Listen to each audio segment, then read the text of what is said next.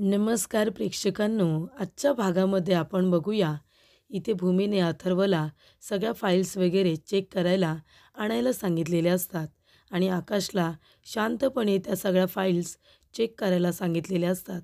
तेव्हा आकाश त्या file check करत असताना त्याच्या लक्षात येत असतं की एकसुद्धा फाईल इथे बरोबर नाही आहे. प्रत्येक फाईलमध्ये काही ना काहीतरी घोटाळा रागिनी पटवर्धन हिने करून ठेवलेला आहे. तेव्हा आकाश त्या सगळ्या फाईल चेक करत असताना त्याला अजिबात ते सहन होत नाही. तो म्हणत असतो की भूमी, काय आहे हे सगळं? अगं याच्यामध्ये एकसुद्धा फाईल बरोबर नाही आहे. प्रत्येक वेळेला प्रत्येक ठिकाणी काही ना काहीतरी फ्रॉड हा झालेलाच आहे. म्हणजे इथे कामगारांच्या पगारामध्ये असू दे, इथे डील्समध्ये असू दे आणि करारमध्ये असू दे, प्रत्येक ठिकाणी कंपनीमध्ये सगळीकडे फक्त आणि फक्त फ्रॉड झालेला आहे, असं आकाश आता भूमीला म्हणतो. तेव्हा इथे भूमी म्हणत असते, आकाश तू शांत हो, शांत हो, आम्हाला हे सगळं माहिती आहे. म्हणूनच मी तुला या सगळ्या फाईल्स चेक करायला सांगितल्यात. तेव्हा आकाश म्हणत असतो की तिला कळत नाही का, पैसा हा फक्त गरज असते, माणसं नाती महत्त्वाची असतात. तिने नाती बाजूला केली आणि पैशाला, स्वार्थाला जास्त महत्त्व दिलं. तेव्हा आजी म्हणत असतात, मला तर लाज वाटते की ती माझी मुलगी आहे.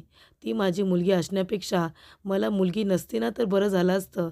मुलीच्या प्रेमाला मी तरसले असते तर जास्त बरं झालं असतं. अथर्व म्हणत असतो, आकाश मला तर लाज वाटते रे, की ती माझी आई आहे आणि मी तिच्या पोटी जन्म घेतला आहे. खरंच मला लाज वाटते. तेव्हा अथर्व म्हणत असतो, भूमी खरंच माणसासाठी पैसा इतका महत्त्वाचा झाला आहे की त्याला नाती-गोती दिसत नाही, त्याला फक्त स्वार्थ दिसतो.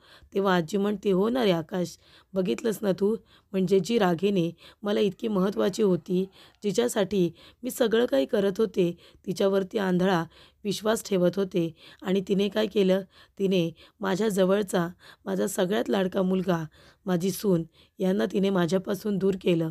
आणि मला लाज वाटते की रागिनी माझी मुलगी आहे, मी तिला जन्म दिला आहे. तिच्यावरती संस्कार करायला मी चुकले, मी तिच्यावरती चांगले संस्कार करायला खूपच कमी पडले असं मला वाटतंय. तेव्हा इथे आता भूमी म्हणत असते, आजी अहो असं कशाला बोलताय तुम्ही? तुम्ही संस्कार चांगलेच केलेत ना. या घरामध्ये प्रत्येकावरती तुम्ही चांगले संस्कार केलेत. पण आता ते प्रत्येकावरती असतं की कुणी काय घ्यायचं, कुणी नाही.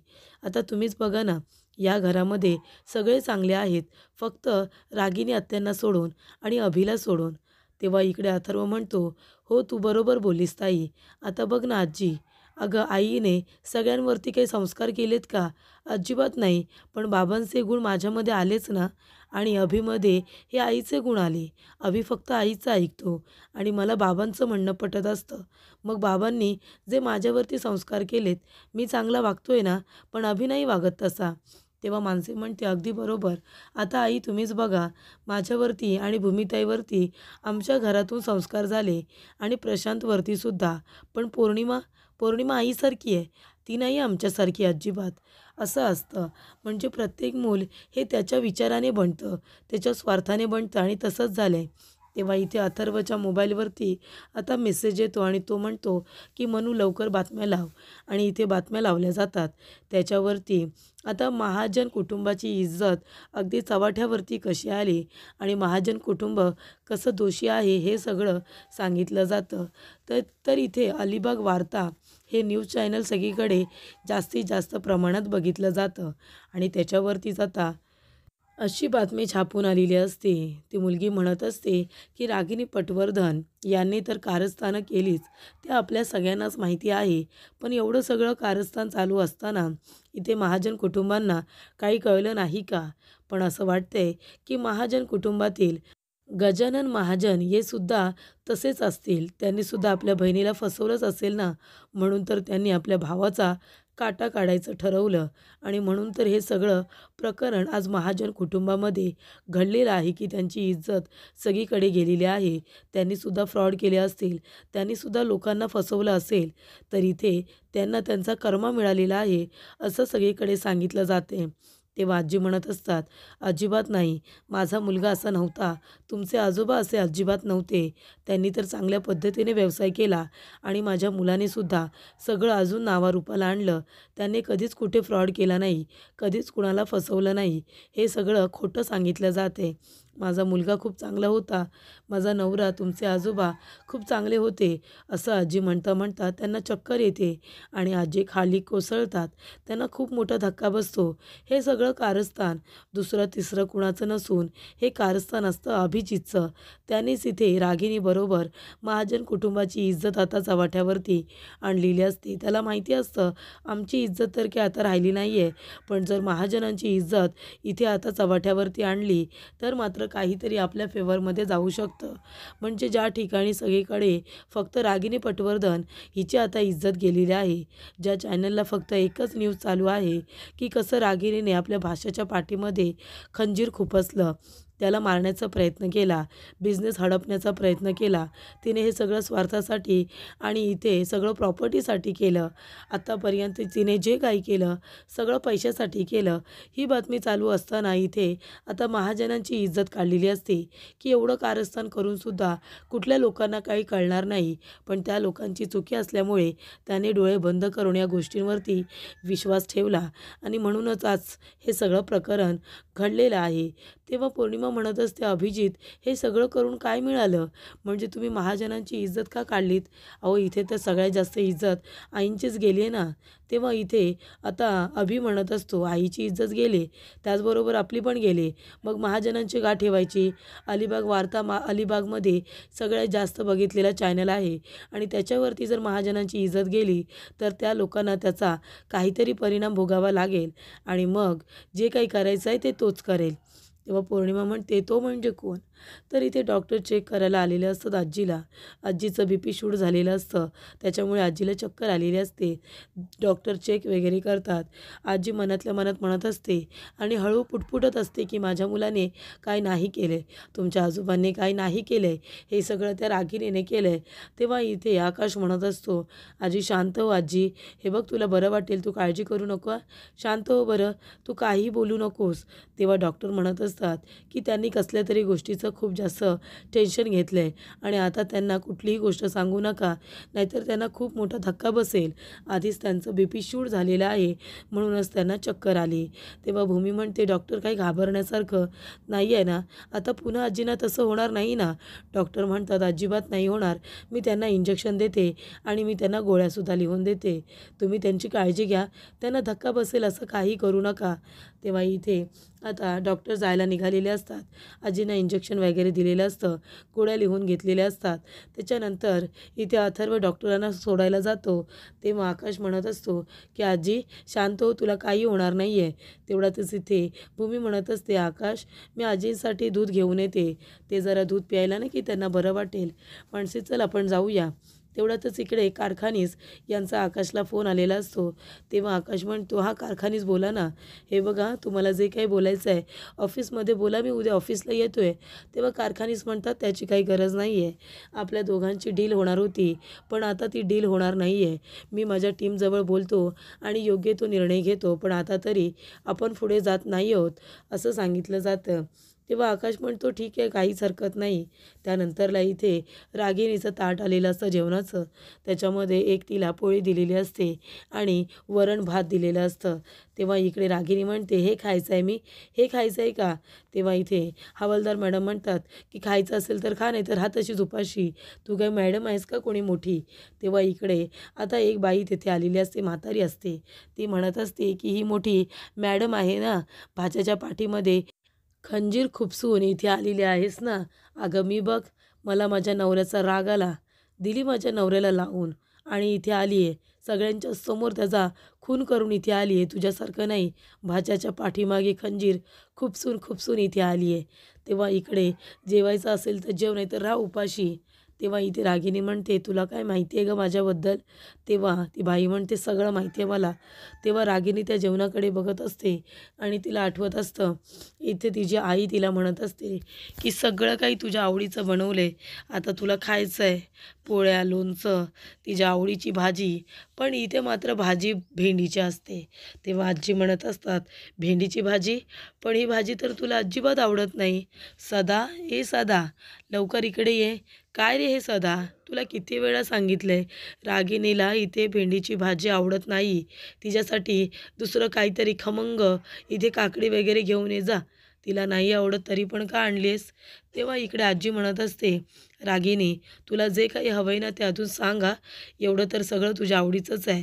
तेव्हा रागिनी म्हणत असते, "आई, अगं असू दे ना, माझंच काय एवढं कौतुक चाललंय? घरात अजूनही माणसं आहेत." तेव्हा आजी म्हणतात, "असू दे गं, या घराची करती धरती तू आहेस. तू हे घर सांभाळतेस की नाही? मग तुझ्या आवडीनिवडीचा विचार आम्हाला करायला नको?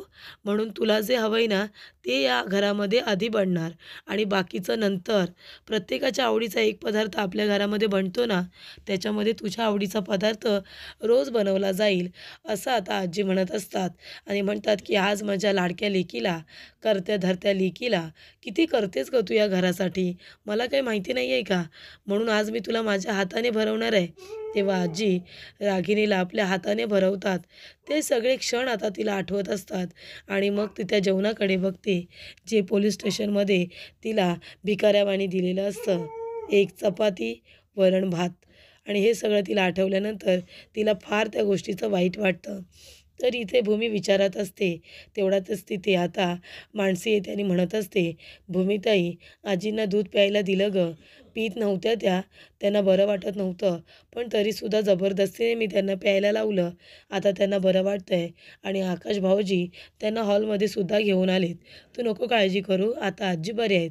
तेव्हा इथे भूमी म्हणत असते, की "मानसी, म्हणजे बघ ना गं, अलिबाग वार्ता याच्यावरती बातमी छापून आली. पण आता जे टी व्ही चॅनल सगळेजणं रागिनी आत्यांच्या फक्त विरोधात बोलत आहेत, तर इथे अलिबाग वार्ता, जे अलिबागमध्ये सगळ्यात जास्त चॅनल बघितलं जातं, त्याला महाजन गारमेंट्सबद्दल दाखवत आहेत. आपल्या महाजन गारमेंटची इज्जत तिथे गेलेली दाखवली. मग हे सगळं कुणी केलं आहे? म्हणजे मुद्दामून जणू काही त्या चॅनलला विकत घेतल्यासारखं नाही आहे का? त्या चॅनलला पैसे दिलेत आणि हे सगळं बोलायला सांगितलं आहे असं मला वाटतंय. म्हणजे बघ ना, कुणीतरी आपल्याला मुद्दामून हर्ट करण्याचा प्रयत्न करतंय. आपण त्या बातम्या बघितल्यानंतर आपलं खच्चीकरण होईल आणि मग आपण चांगला विचार करू शकत नाही. आपली चांगली बुद्धी चालू शकत नाही.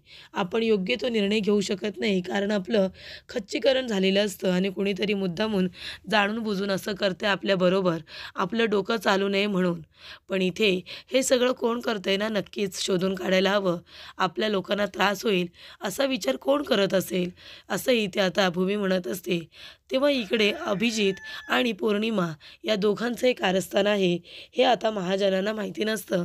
तेवढ्यातच तिथे अथर्व येतो आणि म्हणत असतो, "भूमिताई, मनू, अगं बाबा बाहेर आलेत. चला, सगळेजण बाहेर जमलेत. तुम्ही पण दोघीजणी चला." भूमी म्हणते, "मानसी, तू चल पुढे. मी हे सगळं झाकून येते."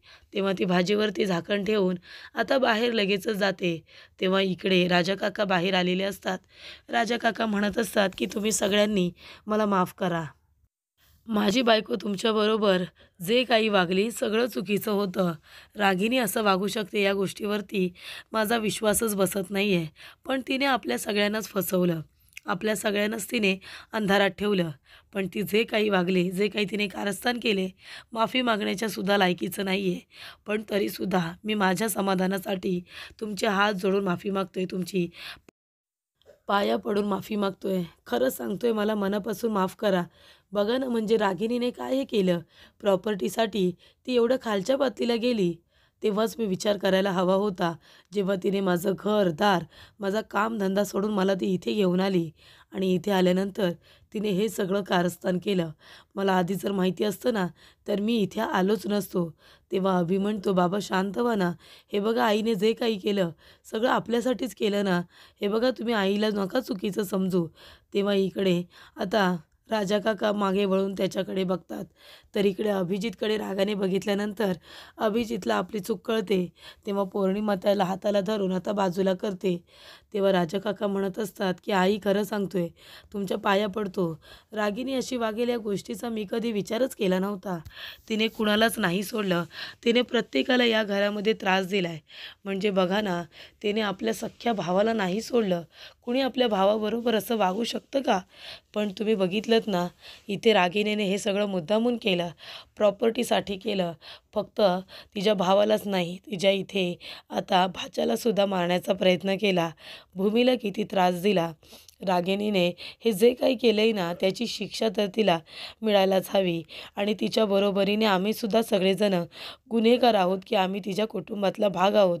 तुम्ही एक काम करा, एवढ्यानेच भागणार नाही आहे. तुम्ही मला शिक्षा द्या. शिक्षा द्या मला, माझ्या थोबाडीत मारा. मला मारा तुम्ही. कारण तिने जे काही केलं ना, ते खूपच जास्त चुकीचं आहे. तेव्हा ती म्हातारी बाई आहे, त्याने म्हणते, काय गं ए, तुला नाही खायचं आहे का? नाही खायचं आहे तुला, मग मी खाते. मी खाते ना, तुला नाही खायचं आहे तर. अगं, तू कुठली महाराणी आहेस का? महाराणी आहेस तू की तुला हे जेवण नको आहे म्हणून? तेव्हा इथे आता ती बाई म्हणत असते, माजुरडे कुठले, माज आहे ना तुला, राम उपाशी, मला काय करायचं आहे? अगं पण तुझेसुद्धा दिवस भरले, तुलासुद्धा तुझ्या गुन्ह्याची शिक्षा होणार. माझा नवरा हा कटकारस्थानी होता म्हणून त्याला मी समोरून मारलं, त्याच्या डोक्यावरती दगड घातला आणि त्याला मारून टाकलं. पण तू पाठून वार करत राहिलीस. तुझ्या प्रत्येक घरातल्या माणसाला फसवलंस. तुझ्या भाच्याला, नवऱ्याला, मुलांना, आईला, भावाला मारलंस. एवढं सगळं करून तुझं मन नाही भरलं का गं? मारू का मारू? 2 मिनटं नाही लागणार तुला. तुझ्या डोक्यामध्ये ही वस्तू घालायला, ही वजनदार वस्तू घालायला, नाहीतर हा गळा दाबायला मला थोडाही वेळ लागणार नाही. कारण मी सुद्धा आता चांगलीच इथे माणसं मारण्यामध्ये पटाईत झाले, तुझ्यापेक्षाही जास्त. म्हणून माझ्या नाही नादाला लागायचा. तुझे गुन्हे तर खूप मोठे आहेत, कळते का? घरातल्याच लोकांच्या जीवावरती उठलीस तू. आकाश, ज्याने तुझा एवढा मान ठेवला, त्या मुलाच्या आयुष्यावर उठलीस तू. लाज नाही वाटली हे सगळं करताना? बाईचा जन्म म्हणजे कलंकित आहेस तू, कलंकित.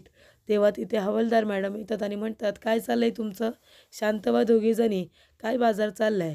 तेव्हा रागिनी म्हणते, हे बघा तुम्ही मला इथे नका ठेवू. या बाईबरोबर मला राहायचं नाही आहे. अहो ती किती व्हायलेंट होते, मला मारण्याचा प्रयत्न करत होती. मला तिच्याबरोबर नाही राहायचं आहे. प्लीज प्लीज मला तुम्ही इथून घेऊन जा, माझी जागा बदला नाही तर. तेव्हा इकडे हवालदार मॅडम म्हणतात, हे बघा शांत व्हा. तुम्हाला आता हिच्याबरोबर राहायची गरज नाही आहे. कारण तुमचा जामीन झालेला आहे. तुम्ही आता घरी जात आहे असं सांगितलं जातं. तेव्हा रागिनीला खूप जास्त आनंद होतो. तर पुढील भागामध्ये आपण बघूया. इथे आकाश म्हणत असतो की मुलगा म्हणून तू आता माझ्यावरचे सगळे अधिकार सोडलेले आहेस आणि मी सुद्धा तुला प्रॉपर्टीमधून बेदखल केले. तुला जेलमध्ये ठेवण्यात काही अर्थ नाही आहे. तुला मी बाहेर या कारणासाठी काढले की बाहेर बघ जग कसं आहे ते. सगळ्यांना हाताशी धरून पैसे दाबून तू किती कारस्थानं लपवण्याचा प्रयत्न केलास ना. आता जेव्हा घराबाहेर पडशील आणि प्रत्येक ठिकाणी जेव्हा तुझा इन्सल्ट होईल, पैशांसाठी तडफडशील ना, तेव्हा सगळ्यात जास्त मला मदत होणार आहे. तेव्हा भूमी म्हणत असते, बॅग घ्या तुमची. जो काही माझा अपमान केलात ना, त्या सगळ्याचा बदला आहे हा. तेव्हा इकडे भूमी म्हणत असते की तुम्ही आता या घरामध्ये पुन्हा पाऊल ठेवायचं नाही. माझ्या नवऱ्याकडे आणि माझ्या घराकडे नजर वर करूनसुद्धा बघायचं नाही. तुम्ही स्वार्थी होतात, स्वार्थी विचार केलात आणि मी माझ्या कुटुंबाचा विचार केले म्हणून माझं प्रेम जिंकलं. कळलं का? तिने किती माझ्याबरोबर स्पर्धा केली, तरी पण तुमचा स्वार्थ जिंकलेला नाही आहे. तुमचा स्वार्थ हरला आणि माझं प्रेम जिंकलं. माझी माया जिंकली, कुटुंबावरील माझं प्रेम जिंकलं, असं भूमी आता रागिनीला म्हणत असते. ते सगळं ऐकून रागिनी खूप इमोशनल होते.